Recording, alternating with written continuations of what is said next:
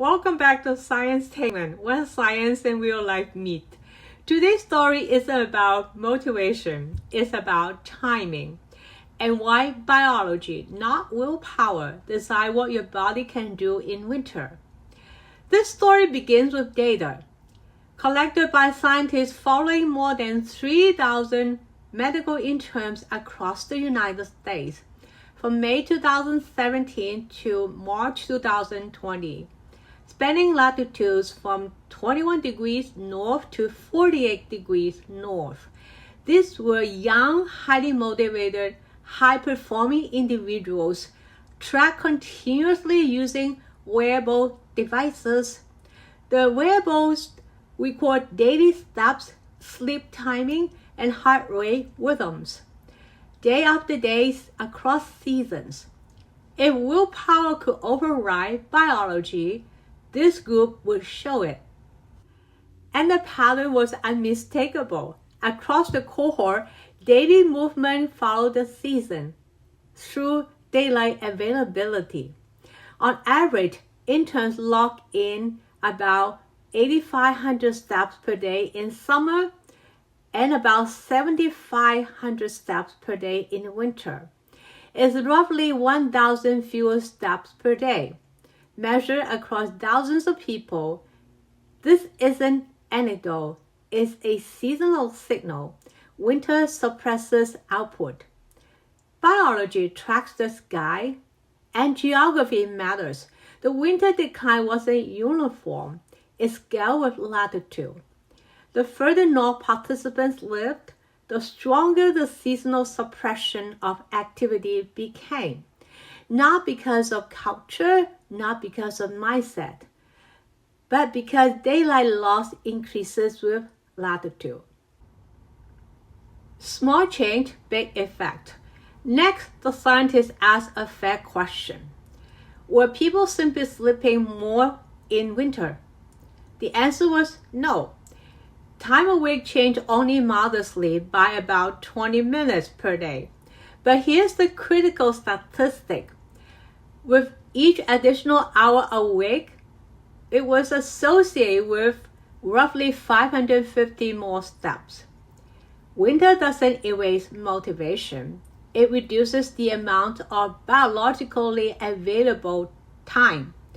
This leads to the first scientific conclusion. Winter suppresses daily capacity, even in highly motivated individuals. January begins with less biological capacity available. It's a season where biology quietly narrows what effort can realistically produce. How the brain enclose seasons. So why does winter change behavior so reliably?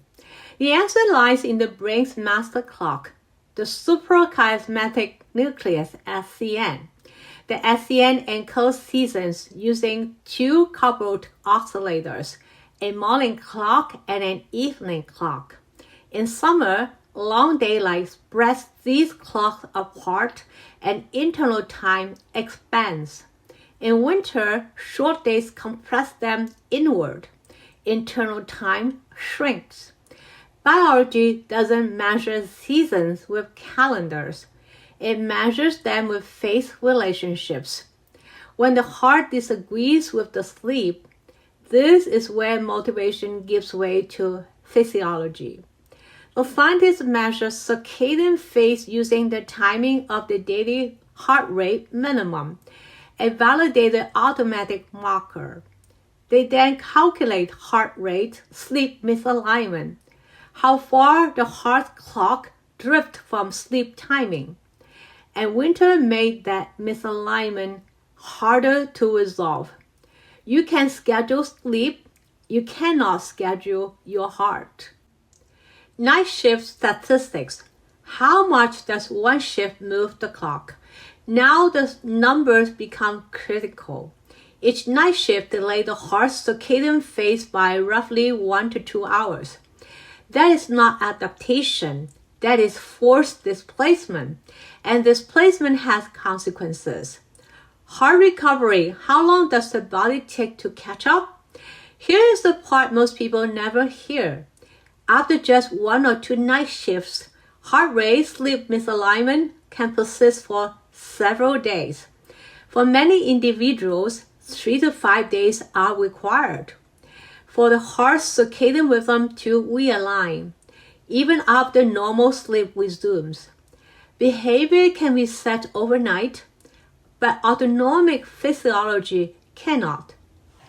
The next statistic answered the inevitable objection. But some people succeeded. Yes, because circadian biology varies.